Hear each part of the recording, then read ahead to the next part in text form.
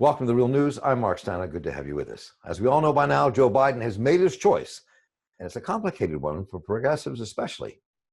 Kamala Harris evokes a lot of response from people, and yawns as well.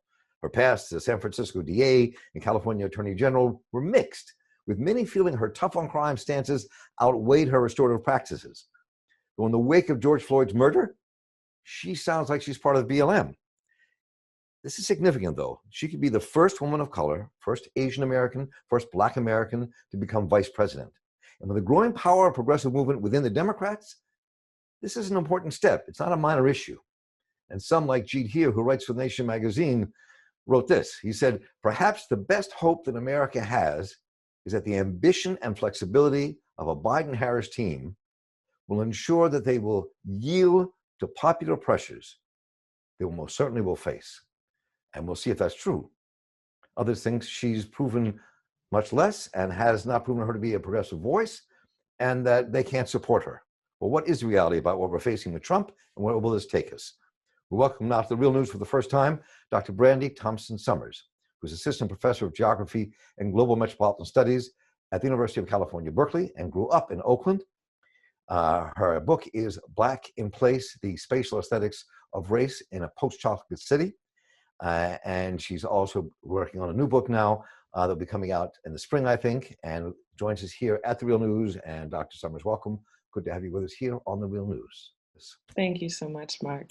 Talk to us first as a Californian, as an Oaklander, as someone who's experienced with others her as DA and as Attorney General. What are your initial thoughts when you saw that she was nominated? My initial thoughts. So again, thank you for having me My today. pleasure.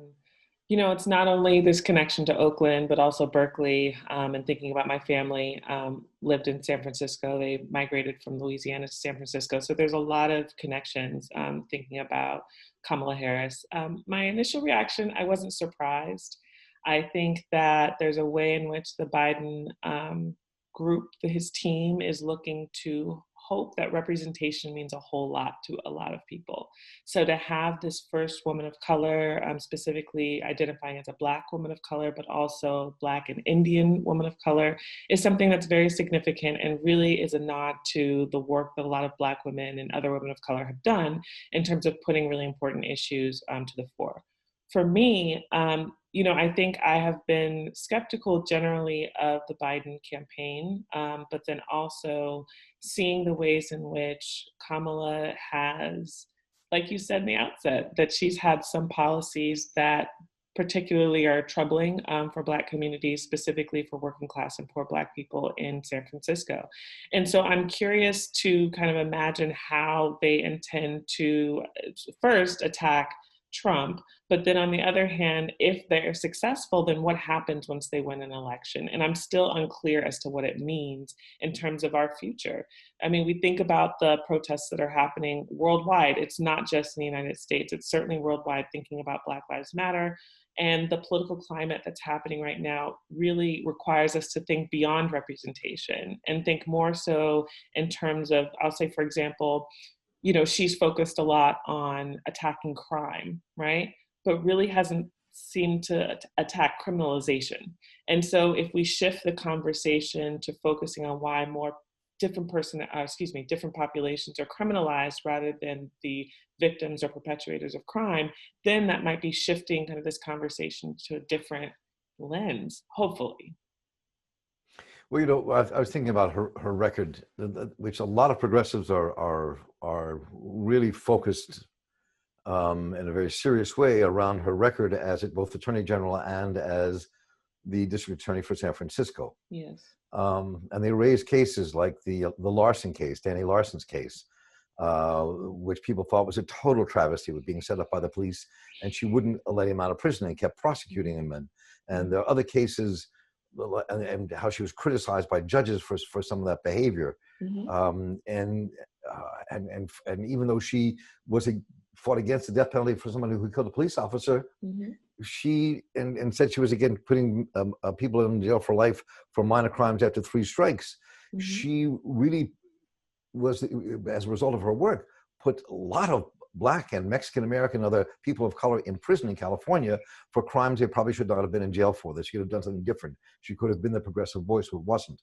So what does that say to America? What does it say to the Black community, to communities of color in this country that are terrified of Trump on the one hand, but are skeptical? Maybe what do you think that politics lives?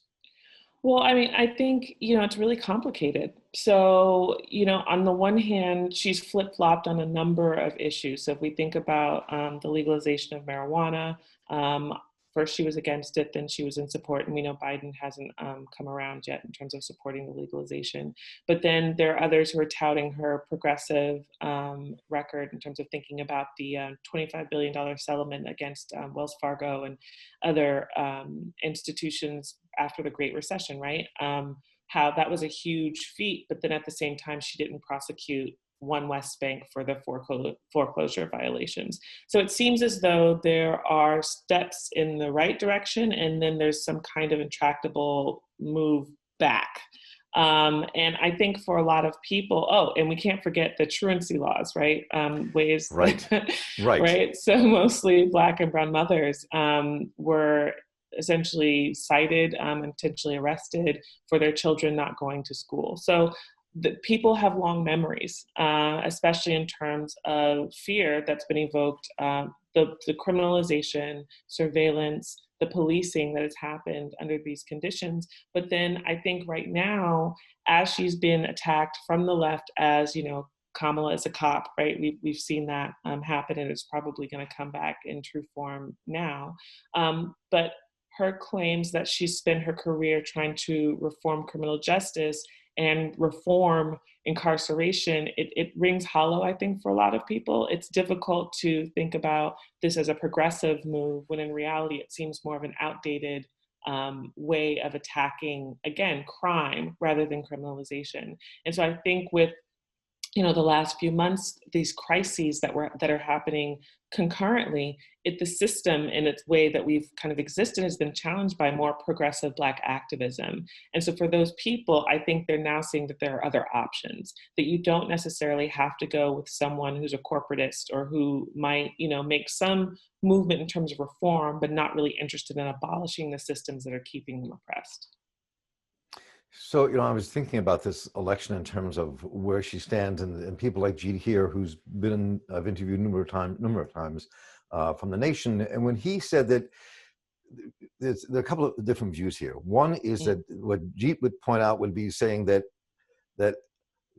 Kamala Harris can be pushed to the left by movements, and it makes me think of the election of 1860 when abolitionists, many of them reluctantly, backed Abraham Lincoln, but were able to push him once he got into office and push him further. And some people argue that the left, the building of the progressive movement, can do that, and she would mold herself to that. Others would argue that she would remain as close, looking at people who finance her campaign, that she would be very close to the corporate elite, and that's where she'll live. And I think so. This is an election where people are really torn about that. And so in the process of the election, people have to weigh where we are and what all this means. I mean, I think it's a very complex thing. And it seems to me you've also got a moment now where I'm reading a lot of blogs by Black conservatives last night. The line is going to go out there. Kamala Harris is not really Black.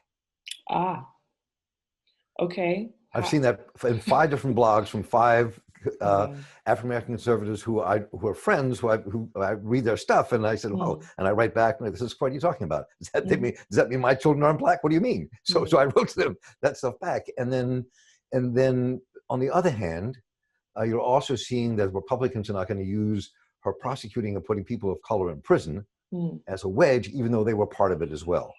So I can see a real complex political battle taking place between now and November.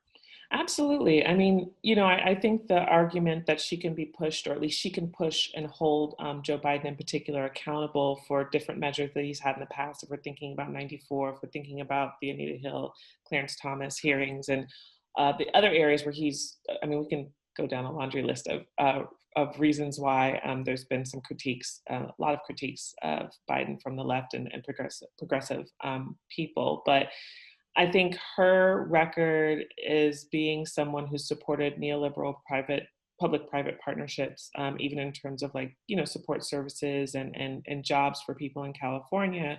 It's difficult to kind of see those solutions as being pushed further left or becoming more progressive if you have a particular ideology in ways that can help people. And so I think there were similar arguments made about President Obama, that there'd be a possibility that he could move people to a more progressive space. But for so many, that wasn't necessarily the case, or at least it didn't meet out that way. But certainly she is going to, and she has received unbelievable and unprecedented, sexist and racist commentary about who she is, about her record.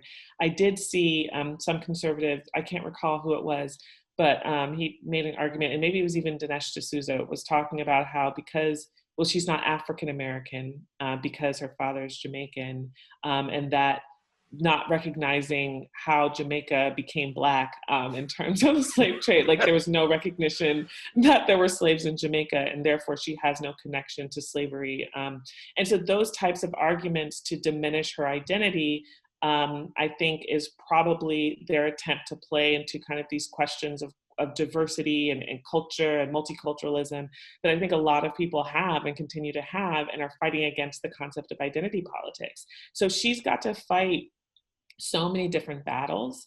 And I think that's the problem, that's going to be really complicated. And then at the same time, there's the question of who is this ticket trying to appeal?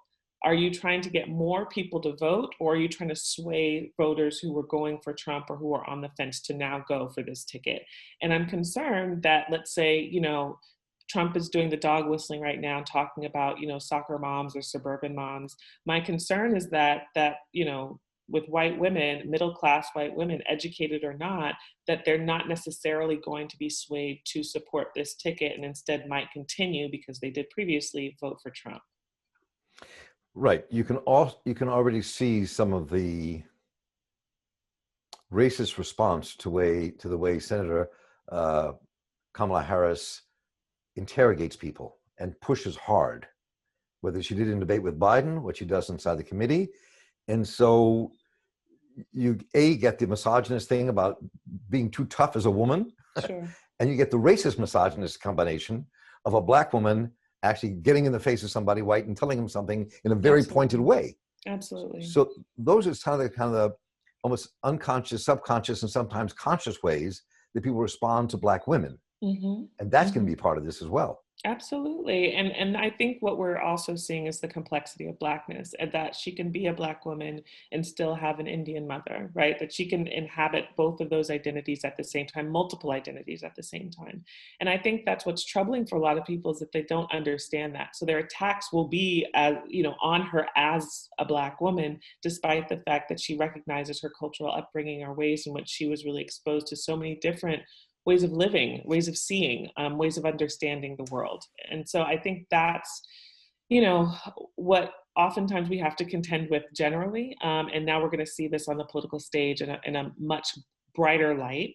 I'm just not certain what change that's going to enact.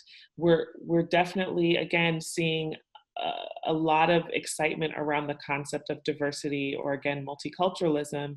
It's just, we'll really have to reckon with what that's going to mean for our political landscape and what we do from now. The murders of George Floyd and Breonna Taylor and others has really shifted the terrain, or at least it's opened some people's eyes up. For the rest of us, we knew this was going on, right? But for a lot of others, with the combination of, us recognizing the ways that the coronavirus, or COVID-19, is disproportionately killing, decimating Black and Brown communities, it's those things together that are requiring us to think differently about how we want to think about the future. So I wonder also, I think it was Professor Larson in a recent op-ed in the New York Times, as soon as she was nominated, said that Kamala Harris has to break with her past and come clean. And that to me is a really interesting kind of push people are going to make. So let's talk about that for a moment. I mean, her record as prosecutor, does she have to break with her past and come clean and really kind of wrestle with what she did then in an honest way, which she hasn't already done? And for many people, her record was problematic. Mhm. as they're weighing where to go, as is with many people who just like her because they like her, or Mhm. what she stands Mhm. for. But people do not like what she did in the past. Does she have to break and come clean? I think that's a really interesting way to phrase it, because part of it is we do, if we think about politics, if we think about our political leadership, we do, and we think about just humans, right? We do have to give people the room and the space to change. We have to give them the room and the space to grow. And so we can't necessarily assume that if she believes something in point A, that she's necessarily, without, any additional information, knowledge, experience, going to change her mind in point B. We do have to provide that grace. At the same time, I think, it becomes challenging to understand how someone can change when, let's say, their particular stance on views was similar. Like, so let's say if last month she made a claim about the death penalty, or last month she made a claim about marijuana, and I'm not saying she did, but it's going to be difficult for us to believe that that shift is going to happen once the nomination has come in. And so I think if we start to look at other examples, like I think earlier referencing the squad, right, in Congress, those women of color who are really kind of pushing for more progressive reform and change, not just reform. And I think that might be the crux. That with Senator Harris, it's going to be, she might have to make about faces. She can't do gradual shifts. If she really wants to show people that she does want a different way of living, if she does want to convince people that she sees what's going on and wants to reflect that in the policy that she's promoting, then she's going to have to completely break from her past in a lot of ways. And I don't know, it's, we American politics are like theater, and so Hmm. it's difficult to know whether you can believe someone or whether you can kind of just be carried on by the hope and thinking about the future as something that's possible and limitless, right? Ultimately, I know for really astute voters who are doing a lot of the work in terms of research and also kind of paying attention to what's gone on historically, they realize that this particular candidacy will not get us free. So what we have to do is understand what it's going to take to get us free, or if we just want to change what's going on, because the empire is not going to fall based on this particular this run. We're going to have to really understand what our desires are and limitations in order to kind of see them take on this leadership role. That's really powerfully said. That's an interesting analysis. Let me conclude with this. I'm curious, as someone who grew up in Oakland, Hmm. um, and lives there, lives in the Bay Area now. Hmm. I'm curious if you can give us a sense of the tenor on the ground. I'm very Mm. interested, especially in the Black community in the Bay Area, especially in the Mexican American community in the Bay Area. What is that sense of Kamala Harris and the past and the present? Do Mm. you have a feel or an even deeper understanding of what's really going on?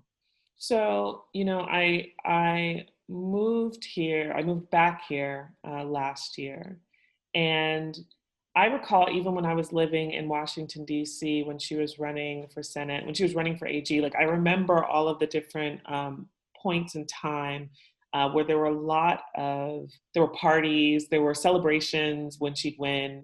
There was a groundswelling of support for her, especially from, I'd say, upper middle class Black supporters. And so there's a way in which she's always had the support of a more elite class of Black people, particularly in the state.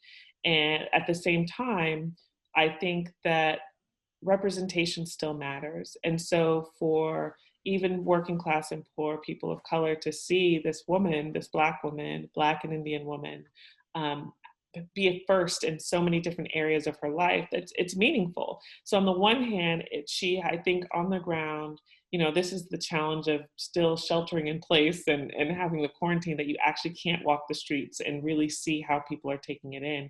But I think just in terms of reading and having different conversations with people, there's excitement on the one hand, but then at the same time, I think there's fatigue.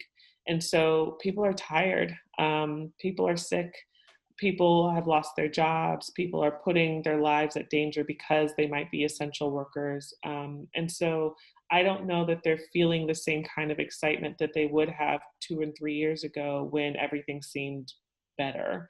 After the Great Recession, there's just been this real shift in the Bay Area, and it feels different. It's affective. It's a different sense, a different tone here, and so I think again the excitement around having these firsts happen doesn't seem to have the same kind of impact as it might have years before people were losing their homes, before people were being displaced and dispossessed.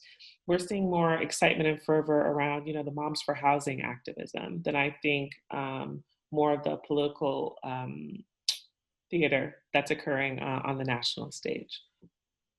It's been a fascinating conversation. I'm glad that our friend Dr. Nathan Colley introduced us, and you joined us here on the Real News Network. It's a pleasure to have you with us today. We've been talking with Dr. Brandy Thompson Summers from Berkeley about Kamala Harris. We'll be talking to her more over the course of this campaign, and thank you so much for joining us today. Thank you for having me, Mike. I really appreciate it. My pleasure. And I'm Mark Steiner here for the Real News Network. Let us know what you think. What do you want to hear next? Take care.